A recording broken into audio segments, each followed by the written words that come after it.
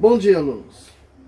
Vamos começar então as nossas aulas do terceiro bimestre, que será sobre ondulatória. Então a gente vai falar um pouquinho sobre oscilações e ondas, né? Oscilações com movimento harmônico simples, resgatando o assunto que deveria fazer parte do bimestre anterior. E nós vamos aí explorar o máximo possível esse assunto, com bastante exemplos, tudo para que todo mundo possa compreender exatamente a ondulatória, tá? Bom, lembrando que nessa aula de hoje não vai haver uma tarefa para você entregar, mas a partir da próxima, todas as semanas haverá atividade e você deverá postar a sua resposta entre uma quarta-feira e outra, tá? Para que eu possa começar a fazer uma avaliação mais qualitativa de vocês, tá bom? Lembrando que vocês têm que assistir a aula para depois fazer a atividade, né? Então vamos pensar um pouquinho sobre ondulatória, né? Primeiramente vamos entender o que é onda. Onda, você pode pensar um monte de coisa, por exemplo, onda do mar, onda de choque, onda de vírus, onda de ola, né? Onda no estádio. Você pode pensar nas ondas de luz. Então, quando a gente fala de onda, tem um monte de coisa na nossa cabeça. Então a gente tem que fazer uma separação do que é uma coisa e o que é outra. Quando a gente fala, por exemplo, tem uma onda de assaltos em São Paulo, né, Rio de Janeiro, uma onda de assaltos. O que a gente está falando aí, né? Uma onda de assalto? Então está passando assalto assim, que nem uma onda? O que está querendo se dizer com isso, né? Está querendo se dizer que em um certo tempo, houve um aumento de casos. Então a gente estava analisando frequências de ocorrências semelhantes num certo período, né? Então, mas não acontecia um assalto por mês, agora está acontecendo 60 assaltos todo mês. Então o que aconteceu? Houve um aumento na frequência.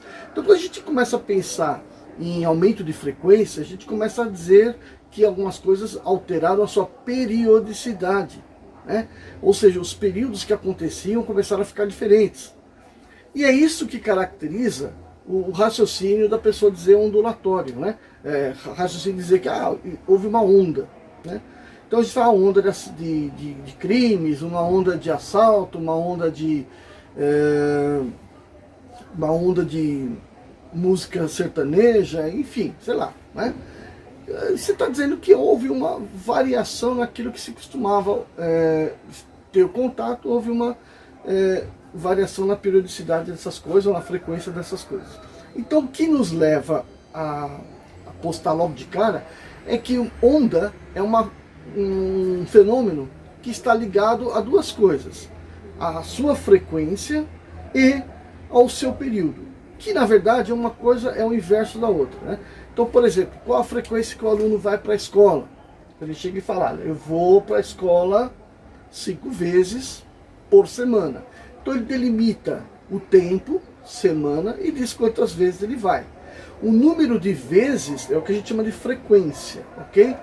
Agora, ele vai na aula, vai demorar o dia inteiro na aula. Vamos supor, a aula demora, vamos supor, ou 40 minutos, ou 50 minutos, ou um dia, né? Então quando a gente fala assim, a duração de cada uma desses eventos é o que a gente chama de período, ok? Período daquele evento.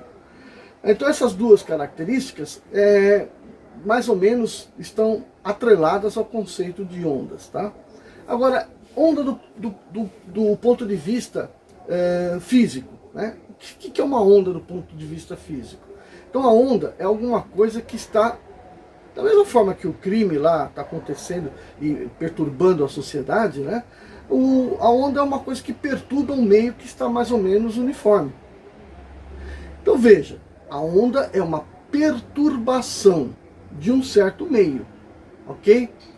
Agora, essa perturbação, do ponto de vista da física, ela é causada por um acréscimo de energia no sistema. Então, a onda é uma perturbação que propaga energia num sistema. ou no meio. Agora, essa energia que está sendo propagada não necessariamente carrega a matéria.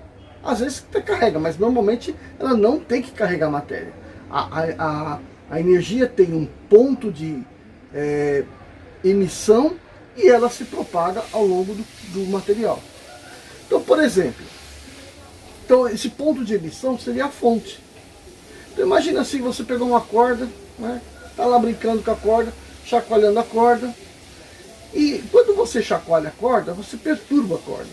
É isso que a gente chama de perturbação. Você perturba a corda de maneiras que você jogou uma energia sobre ela. E essa energia vai se propagar. Então ela vai se propagar de alguma forma. Ela vai provocar um pulso.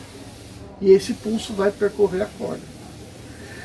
Se você pegar uma mola, né, e comprimir a mola, ou em vez de comprimir a mola toda, você comprime só alguns anéis da mola e solta esses anéis comprimidos. Você comprimiu 5 e soltou, esses 5 voltam à forma original, comprimindo outros 5 aqui na frente, que vão comprimir os da frente. Enfim, ao longo da mola vai haver uma propagação daquela perturbação de 5 anéis que você deu, que vai se propagando, né, linearmente ao longo da mola. Então esse é um tipo também de perturbação que a gente vai falar aqui. Então vamos olhar aqui no desenho que eu fiz. Então a mola aqui, normalmente aqui, aí você comprimiu alguns anéis da mola e soltou. Esses anéis vão, o número de anéis que você comprimiu continua se propagando na mola. Isso aqui volta ao estado normal.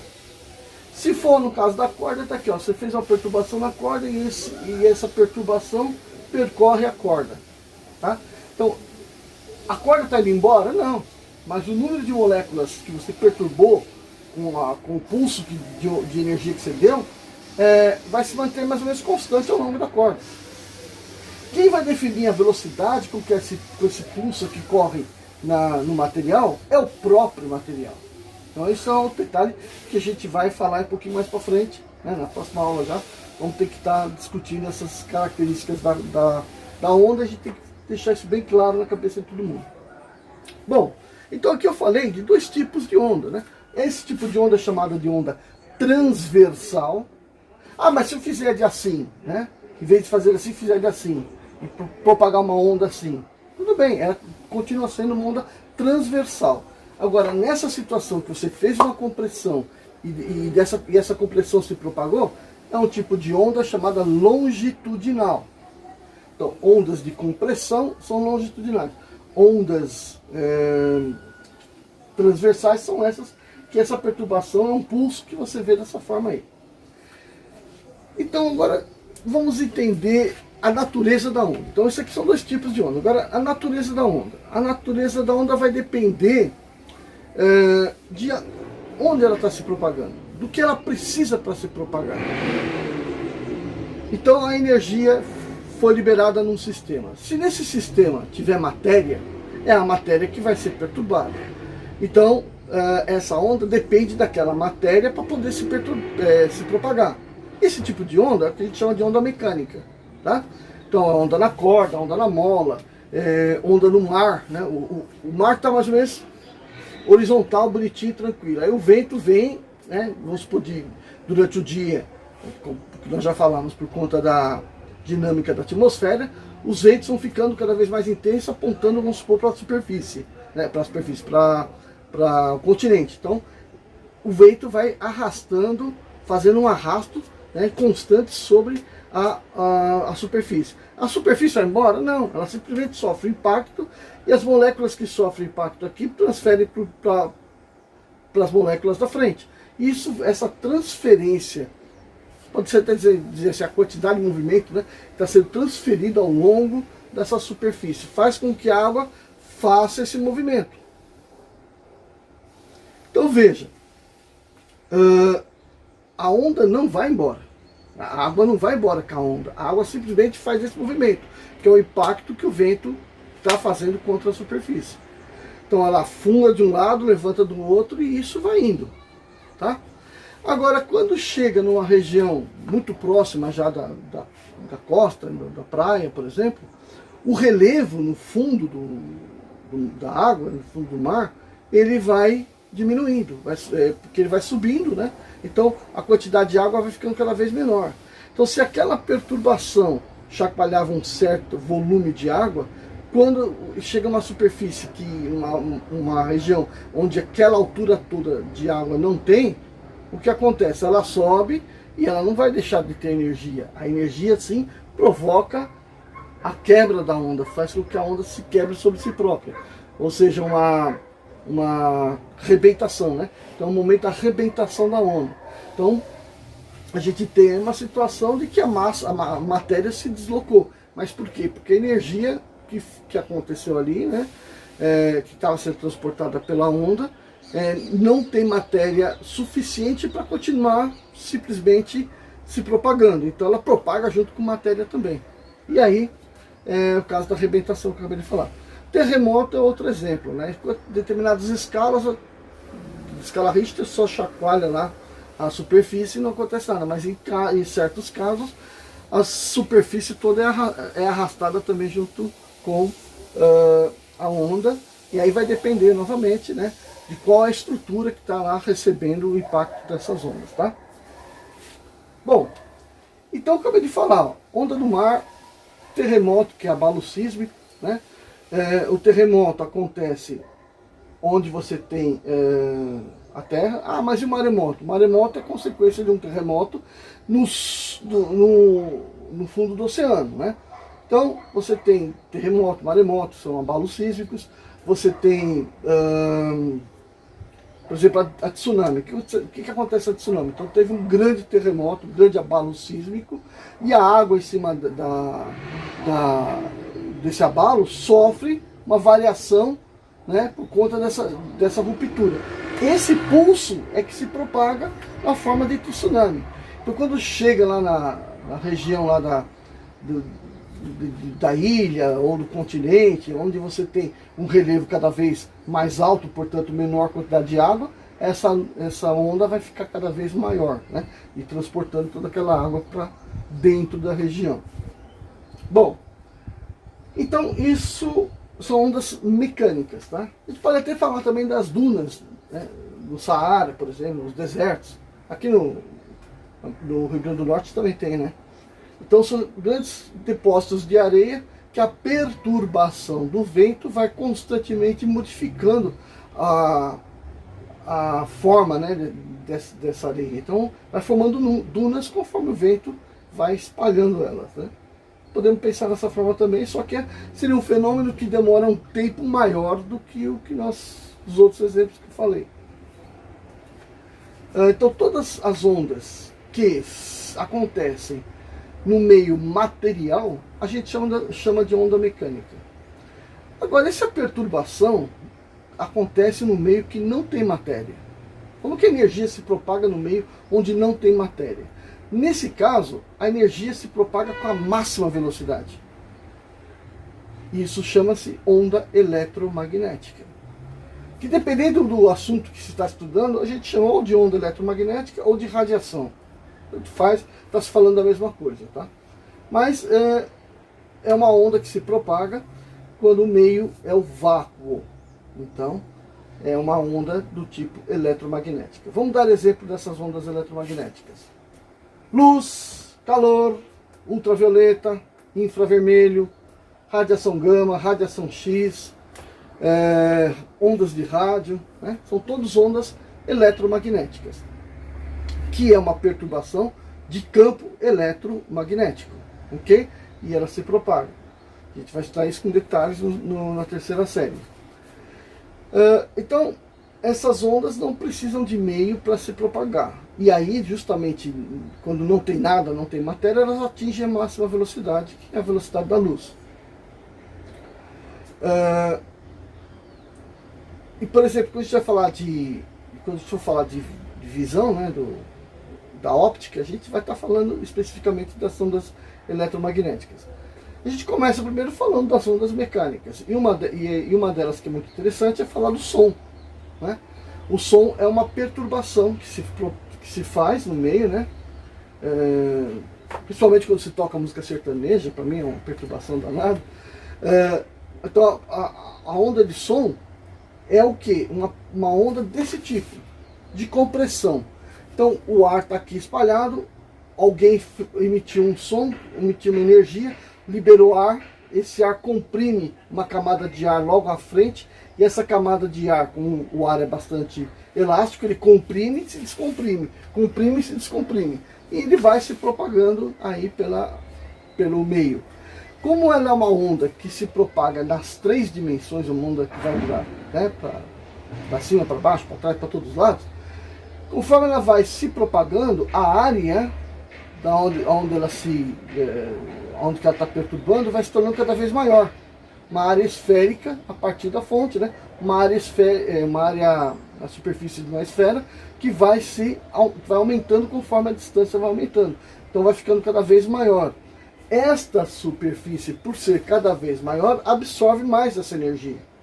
E aí, portanto, uma onda de som não vai ter um alcance muito grande, né? Ela vai perdendo energia conforme ela vai se afastando da fonte. A gente vai estudar também isso daí, que é a intensidade sonora, tá? Aí depende do tipo de fonte, a gente vai ter maior ou menor distância de propagação. Então é isso daí, gente. Essa é a matéria que nós vamos estudar. Aqui eu gostaria de deixar bem claro, então, que nós temos a natureza da onda, 2 tipos de onda, que é a onda mecânica e a onda eletromagnética.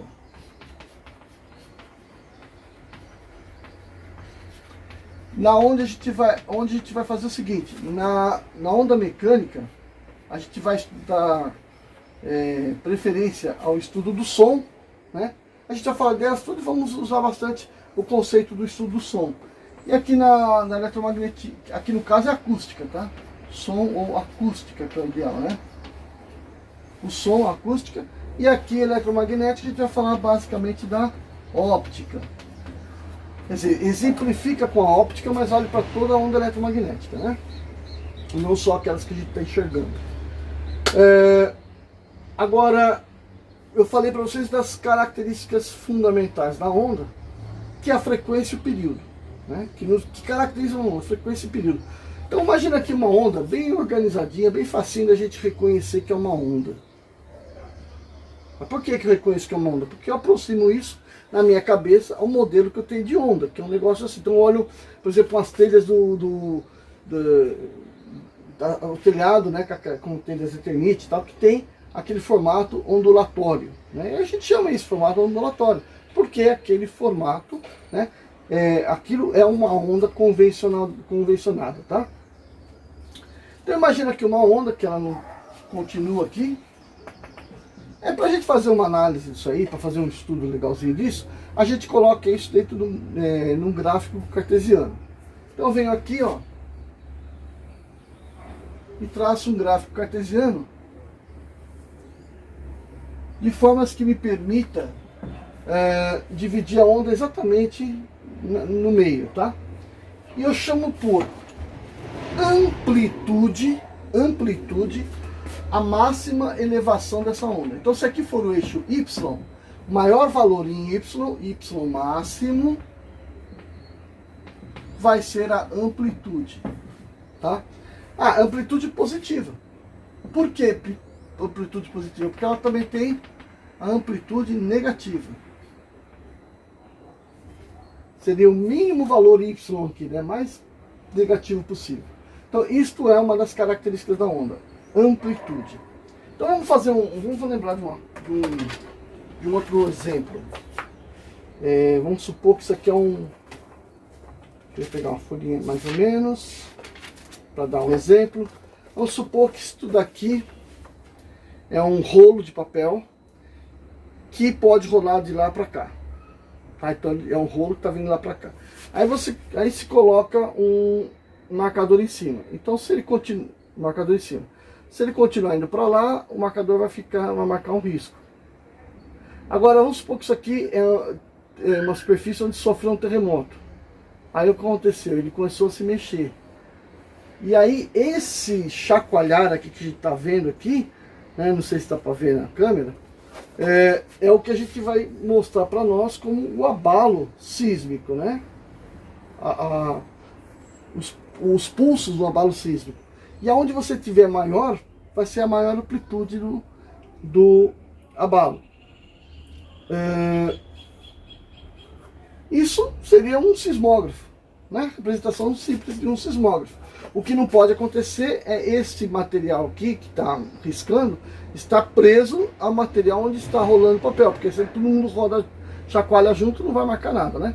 Então esse aqui tem que estar independente, e quando esse aqui chacoalhar para os lados, esse aqui risca, formando esse desenho.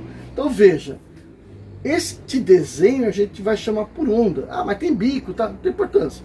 A gente vai chamar isso aqui de onda, porque nós aproximamos esta figura a esta figura. Então, por questão de modelo, a gente vai falar, ah, então foi uma onda. Isso quer dizer o quê? Que para nossa cabeça existe modelos a serem copiados, ou modelos a serem comparados, né? Então a gente compara modelos e, portanto, acaba dando o nome de onda para isso daqui, ok? Tá, então amplitude vai marcar, quanto maior for a amplitude, maior a energia naquele momento, né? Naquele instante ou naquela quantidade, né? Naquele instante. Isso aqui vai ser ao longo do tempo. Então essa aí vai ser a amplitude, é uma característica da maior quantidade de energia naquele ponto. Depois a gente vai analisar como é que ela, como a gente calcula isso.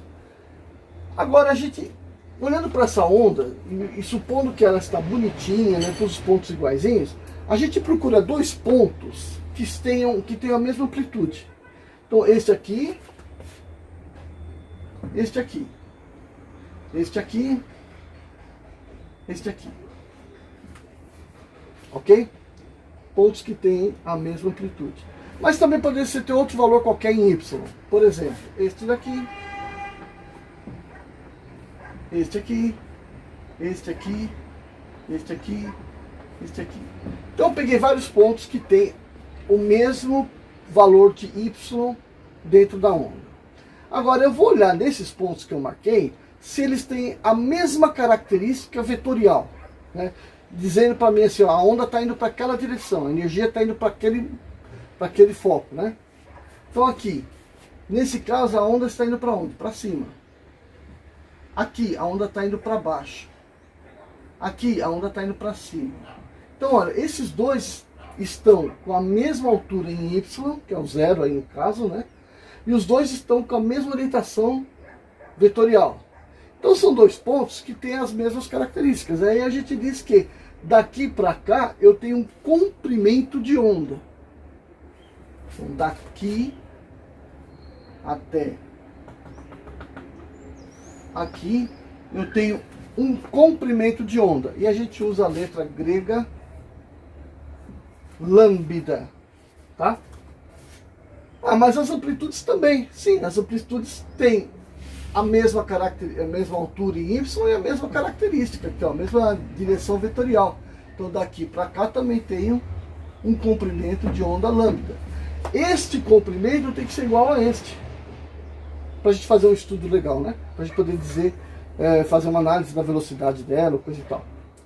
Então isto daqui é o comprimento de onda. E aqui também tem um comprimento de onda.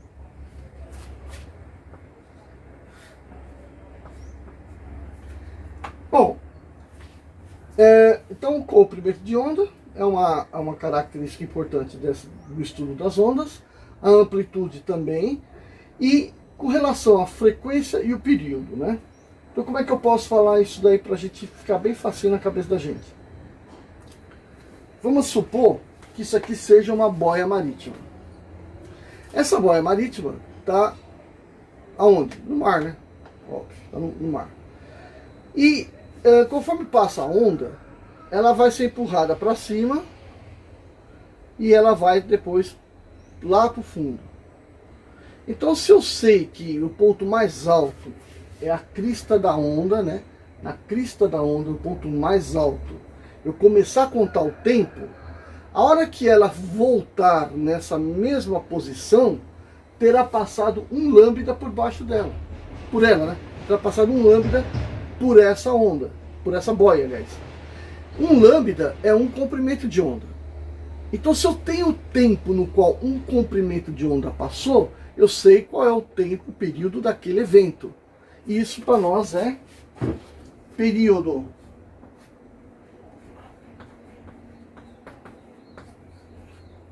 A gente já sabe que o lambda é comprimento.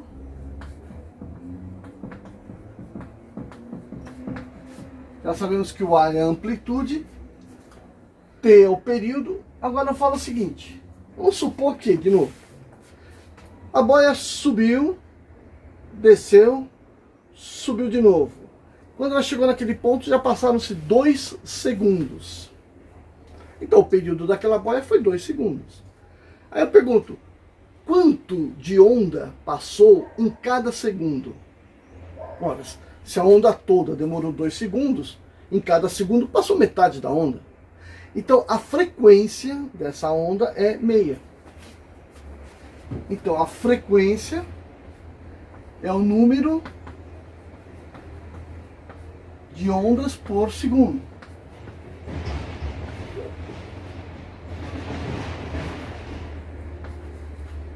Então, F, frequência, é o número de ondas por segundo. Então, se demorou 2 segundos de período, a frequência foi 2.